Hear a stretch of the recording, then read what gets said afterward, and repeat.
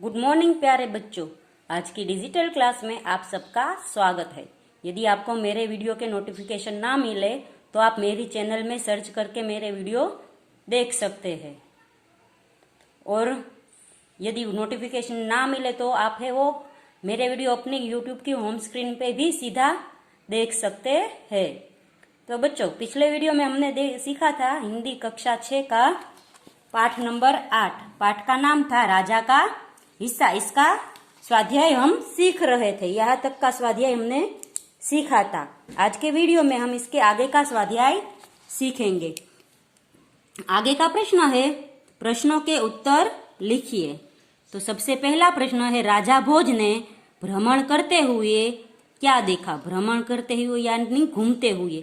राजा भोज ने घूमते हुए यह देखा कि एक किसान ने खेत जोतने के लिए हल में एक तरफ बैल और दूसरी तरफ अपनी पत्नी को लगाया है। फिर दूसरा प्रश्न है, राजा भोज ने किसान के पास जाकर क्या कहा? तो राजा भोज ने किसान के पास जाकर कहा कि भले आदमी, तुम यह क्या अत्याचार कर रहे हो? भला कहीं स्त्री को भी कोई हल में जोता जाता है? तो बच्चों, ये है वो राजा ने किसान के पास जाकर कहा। तीसरा प्रश्न है, किसान की पत्नी खेती के काम में क्यों मदद कर रही थी? तो बच्चों, किसान की पत्नी खेती के काम में इसलिए मदद कर रही थी कि किसान के पास दूसरा बैल नहीं था और खेत भी जोतना था, जिसे उसके घर में अनाज आ सके। इसलिए किसान की पत्नी किसान के को मदद कर रही थी। चौथा प्रश्न है, राजा भोज के 2 बैल मिलने पर किसान की फसल में क्या फर्क हुआ?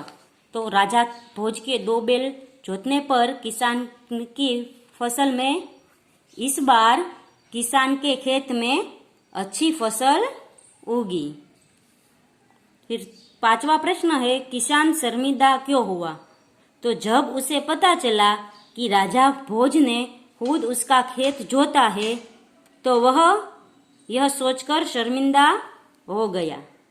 फिर आगे का प्रश्न है, किसान के क्या कहने पर राजा भोज ने मोती स्वीकार किया? तो किसान ने जब यह कहा कि आप इन्हें राजकोष में जमा कर ले और गरीबों की भलाई के लिए काम में ले, यह बोला तो राजा भोज ने किसान के मोती स्वीकार कर लिए। सातवां प्रश्न है, राजा भोज किसान से क्यों प्रभावित हुए?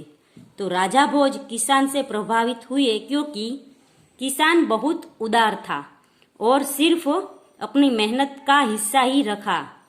किसान अपने हिस्से की मेहनत के अलावा कोई दूसरी किसी भी व्यक्ति के हिस्से का खुद नहीं रखना चाहता था, इसलिए राजा भोज है वो उससे प्रभावित हुए। आगे का प्रश्न है, राजा भोज के बारे में 5-6 वाक्य लिखिए। तो बच्चों, राजा भोज के बारे में मैंने 5-6 वाक्य लिखे हैं। राजा भोज प्रजावत्सल राजा थे। वह अपने राज्य में घूम घूम कर देखते थे कि उसकी प्रजा खुश तो है ना, उसे कोई तकलीफ तो नहीं। यदि राजा के लोगों को कोई तकलीफ होती है तो तुरंत वह उसकी मदद के लिए पहुंच जाते हैं, जैसे राजा ने किसान की तकलीफ दूर की। वह खुद हल से जोतकर किसान का खेत जोता और अपने दोनों बैल भी किसान को खेत जोतने के लिए दे दिए। इस तरह राजा भोज प्रजा के सुख में अपना सुख और प्रजा के दुख में अपना दुख मानते थे। ऐसे प्रजावत्सल राजा को शत शत नमन। तो बच्चों, ये मेरे विचार थे राजा भोज के बारे में। आप अपने विचार भी राजा भोज के बारे में लिख सकते हैं। आगे का प्रश्न है, सही जोड़े मिलाइए। तो यहाँ है मुहावरे दिए गए हैं और यहाँ पे उसका अर्थ है। तो हमें मुहावरों का अर्थ है वो दोनों की जोड़े बनानी है। जैसे आंख खुलना, आंख खुलना यही नहीं, सही बात का ज्ञान होना। फिर है आंख लगना, आंख लगना तो एकदम से सो जाना। फिर है आंख चुराना। आंख चुराना तो सही बात से टल जाना, यानी सही बात मानना नहीं। फिर है आंख दिखाना तो क्रोध करना। आगे है आंखों का तारा होना तो बहुत प्रिय व्यक्ति होना। फिर है आंखों में चमक आना, यानी प्रसन्न होना। आगे का प्रश्न है निम्नलिखित शब्द विशेषण से उन शब्दों का वाक्य में प्रयोग कीजिए। तो बच्चों ये सब है वो शब्द विशेषण है, इसको हमें है वो वाक्य में प्रयोग करना है। आप सबको पता है विशेषण वो है जो व्यक्ति या वस्तु की विशेषता दर्शाते हैं। जैसे एक है वो संख्या विशेषण है, यानी वो संख्या दिखाते हैं। तो मेरे पास एक पुस्तक है। दूसरा है प्रजावत्सल, तो राजा भोज प्रजावत्सल राजा थे।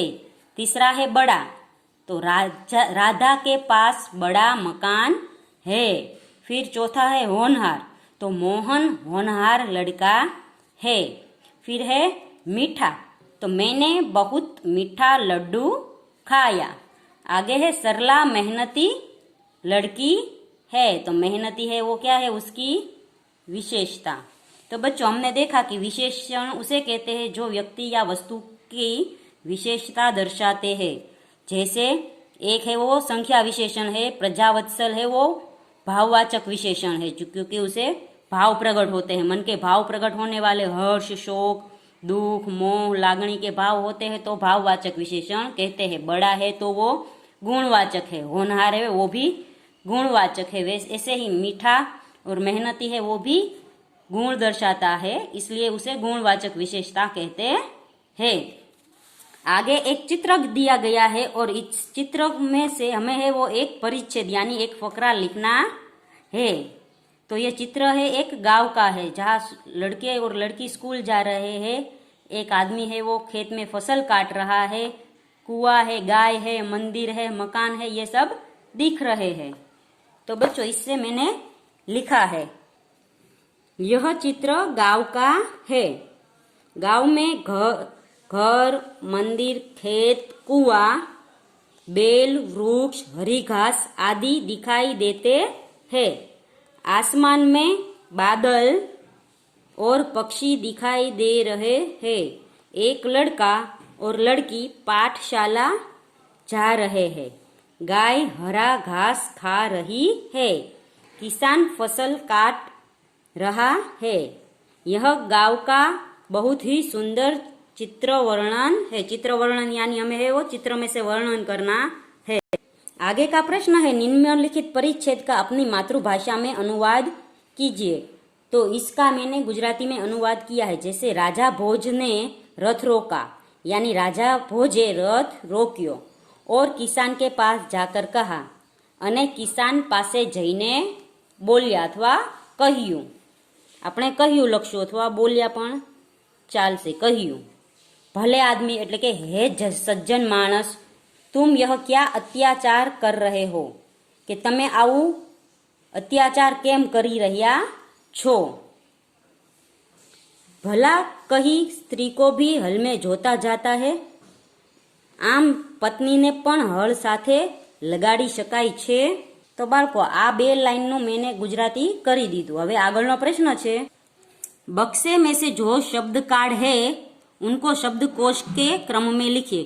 तो ये सब शब्द कार्ड है उसको हमें शब्दकोश के क्रम में लिखना है। शब्दकोश के क्रम में मैंने यहाँ पे लिख दिया है। जैसे सबसे पहले किसान आएगा। जैसे पहले स्वर और व्यंजन दो होते अ आ ई वाले शब्द, फिर क ख ग वाले शब्द आते हैं।